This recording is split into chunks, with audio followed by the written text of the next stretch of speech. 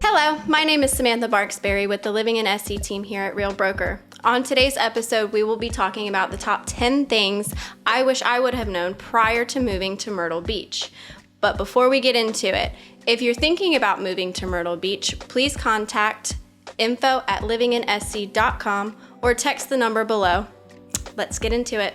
Coming in at number 10, we're going to be talking about tourism. I'm going to be real with you.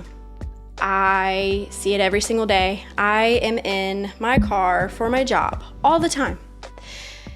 The tourism in the town is probably the worst part about Myrtle Beach, just because of how many people visit. We have just over 19 million people that come to the town.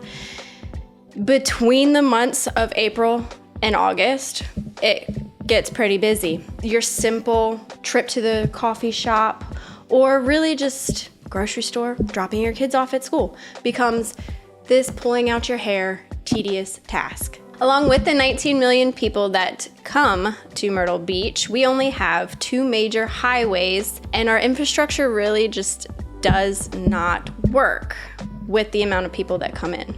Traffic gets crazy, so if getting around town easy is something that is important to you, Myrtle Beach might not be for you. Coming in at number 9, we have restaurants. Now, if you're anything like me, I love to eat. I even do a little happy dance when I eat. There are over 2,000 restaurants in the Myrtle Beach area that you can choose from. There is something for everyone. If you have never had Southern food, you better get ready. Me personally, I love Dagwood's, and that's because they have about 1 million sandwiches to choose from. But if you're not a sandwich person, Myrtle Beach has anything and everything you could possibly want. And that is something I wish I would have known before I moved here. Coming in at number 8, we're gonna talk about how much my husband loves to leave the house, and not because he's cheating, not because he's doing something else, because of golf. All jokes aside, Myrtle Beach is a world-renowned place to come and play golf. We have about over 100 courses on the Grand Strand to choose from. They're all great. I've been in the cart with him a few times. They're pretty. It's a good time. Coming in at number 7, we have the Carolina Country Music Festival. This festival lasts 4 days. It's a really good time. There are a lot of major country music stars that headline the shows. I'm not a big country music fan. I know, it's a little weird living in South Carolina, but I'm not. I really go because I love to dance and drink. So, that being said, if you do like to have a good time, there are plenty of bars, walkable bars, restaurants, and places you can dance on the Grand Strand. At number 6, we have the weather. Now, this may not seem important to a lot of people, but if you're coming from up north, it really is. One of the worst mistakes I made was throwing away my window scraper. Yep, I now scrape my windshield with my credit card. It's lovely.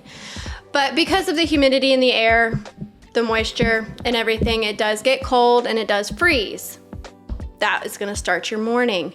By the mid-afternoon, you're gonna wanna take pretty much all your clothes off. And then by the evening, there's gonna be another 20-degree dip. So if you're anything like me, you're gonna start in the morning with the heat on in the house, and then you're gonna switch to the AC because you're sweating. And then back to the heat again. In all seriousness, in the summer months, it is pretty hot. You see those temperature fluctuations more in the spring and the fall months, and our winters are pretty mild. You're rarely ever gonna see snow, if any, but when you do, everything's gonna close.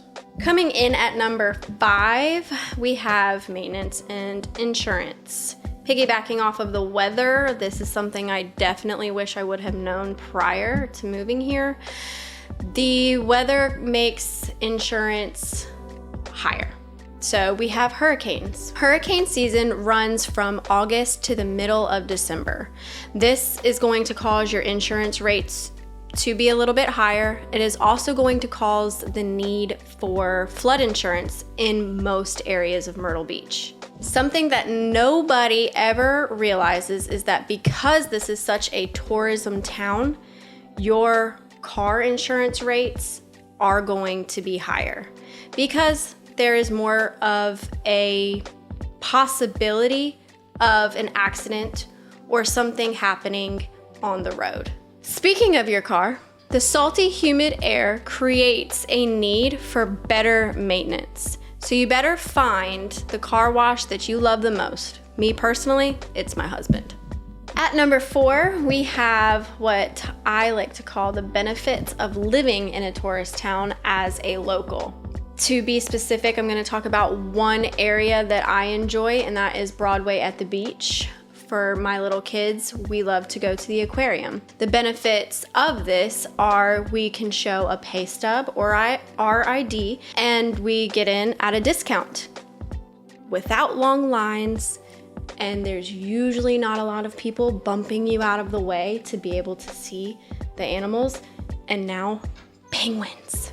Let me tell you all about these penguins. You can feed them, you can pet them, and you can crawl into their little home and watch them swim. My kids love it, but I digress. So my number 3 would be outdoor recreation. Myrtle Beach has a lot to offer in outdoor activities, from golf to your water sports. My personal favorite is parasailing on the beach. There's just so much to choose from. And in South Carolina, we do have what's called the Intracoastal Waterway. This waterway is great if you just want a peaceful, relaxing day, moseying on down the waterway with your friends, having a good time. Now, there is something that people do, and that's kayak through our rivers. Beware of alligators and or crocodiles. They will get you. But you shouldn't be overly concerned about alligators. Just know that if you go into their house, they may ask you to leave.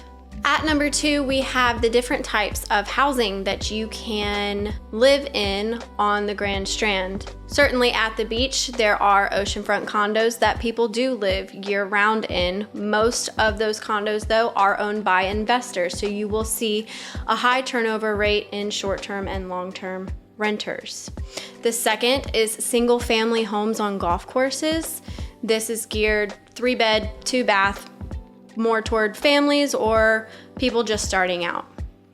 The third is there are campgrounds in our area where you can pull up a camper, plug in your utilities, and live there year round. These usually come with lot leases. And keep in mind, there are no basements in our area due to the low elevation. That being said, whatever home you are in need of, I'm your girl to help you find it. Now, drum roll. The number one thing I wish I would have known before I moved to the Myrtle Beach area is the lifestyle. The lifestyle here is slower, more relaxed, easygoing. So don't bring your uptight shit to our state. Remember why you're moving down here. It's to unwind and de-stress. So if you can do that, you'll fit right in. So I hope this video has been helpful for you. Once again, I am Samantha Marksberry with the Living in SC team at Real Broker. If you're thinking of making the move to South Carolina, don't forget to shoot us an email at info@livinginsc.com or send us a text at the number below. Also, don't forget to subscribe, check out some of our other videos, and we'll see you next time on Living in South Carolina.